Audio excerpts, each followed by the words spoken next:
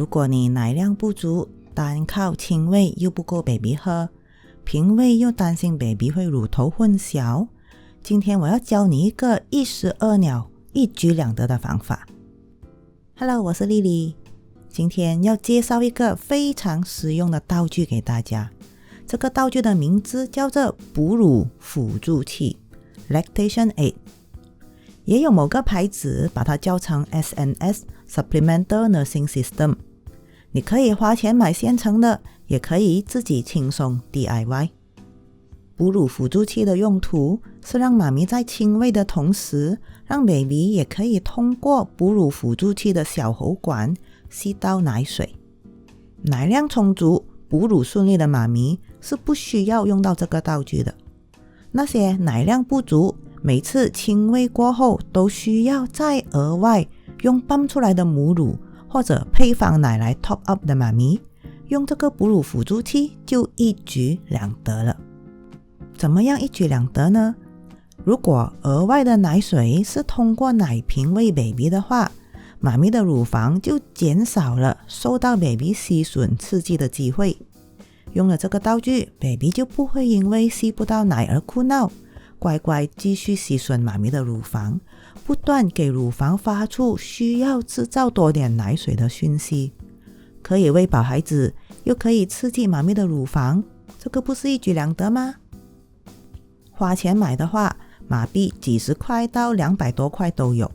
我手上刚好就有一个是朋友从外国买回来的一天性的版本，就是说只能在24小时内重复使用，24小时后就要丢掉的。这个我上网查了查，最便宜的还没有算国际邮费，都差不多要18块美金了。买的跟 DIY 的差别是什么呢？那其实两个在功效方面都是一样，没有差别的。有差别的地方就是买回来的道具呢，可以让你挂在颈上面，不怕打翻。奶水的出口在下面向下的，然后它有一个装置呢，可以控制住奶水不会主动流出来。 DIY 的话就不能挂在颈上面，奶水的出口在上面，就好像吸管的原理。可是 DIY 的话可以节省很大一笔钱。如果不要算奶瓶的话，马币10块钱内就可以做得到了。现在这个 video 我就是要教你怎样 DIY 哺乳辅助器。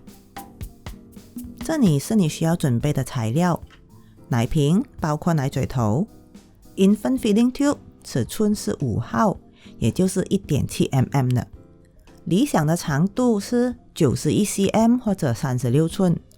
如果你只是买到这样子 50cm 的，也好过没有啦。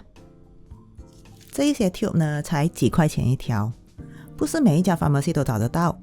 我之前就是找了好久，后来才发现可以网购。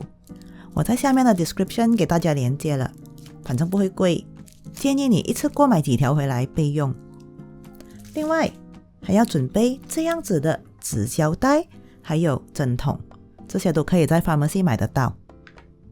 首先把 tube 穿过奶瓶的奶嘴头，如果洞口不够大，你就需要牺牲一个奶嘴，用消毒了的剪刀把它剪大洞一点。把 tube 从奶嘴头的里面往外面穿出去，把奶嘴头锁在奶瓶上，然后把 tube 拉出来，调整长度，让 tube 的尾端刚刚好在瓶底。这时候你可以用纸胶带把奶嘴头上面的 tube 固定一下，那样子就不必担心不小心拉太高了。注意用的时候不要自作聪明把奶瓶反过来，模仿 SNS 发明东西把奶瓶挂在颈上面，因为 DIY 版本没有控制的装置，奶水会不停的流出来。我们不要这样子，因为我们要 baby 有主动吸奶水才出来。至于要怎样用呢？有2个方法，可是比较鼓励用第一个方法，就是先亲喂，让 baby 吸2边乳房。第2边乳房吸得差不多了，你才用这个 tube 从 baby 的嘴角塞进去，让它吸到乳房的同时，也可以从 tube 吸到奶水。这样会比较好，因为可以确认 baby 先排空了妈咪的乳房，才从 tube 喝到额外的奶水。要注意，不要把 tube 插到太深，要估计刚刚好插入的长度是达到妈咪的乳头前端。第二种方法就是让 baby 含乳的时候，同时把 tube 也一起含上。你可以把 tube 放在乳头的旁边，可是不要超过乳头。至于角度，你就要调整到在 baby 含乳之后，那个 tube 是从 baby 的嘴角出来的。你可以用纸胶带把 tube 固定在乳房。注意，你是不需要先让 tube 里面充满奶水的，就这样空空的开始是没有问题的。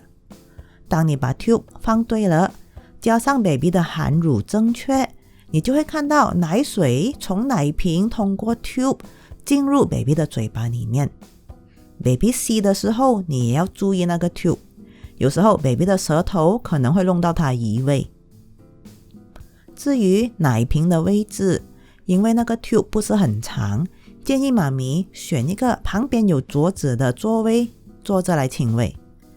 奶瓶的位置最好不要高过 baby 的头太多。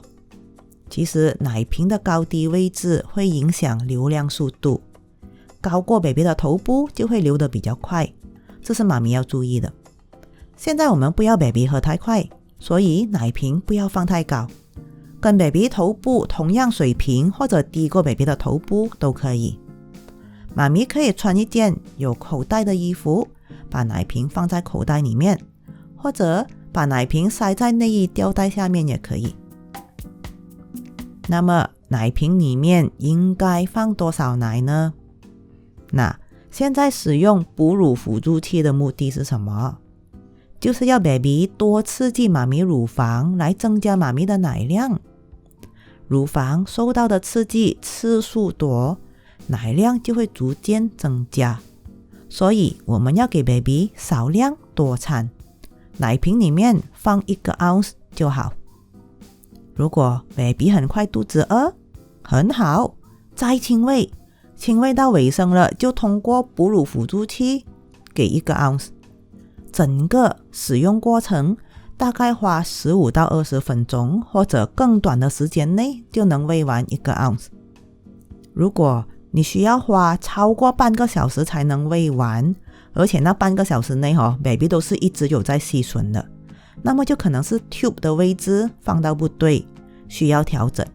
也有可能是 baby 的 latch on 含乳方式不对，这个是你要注意的。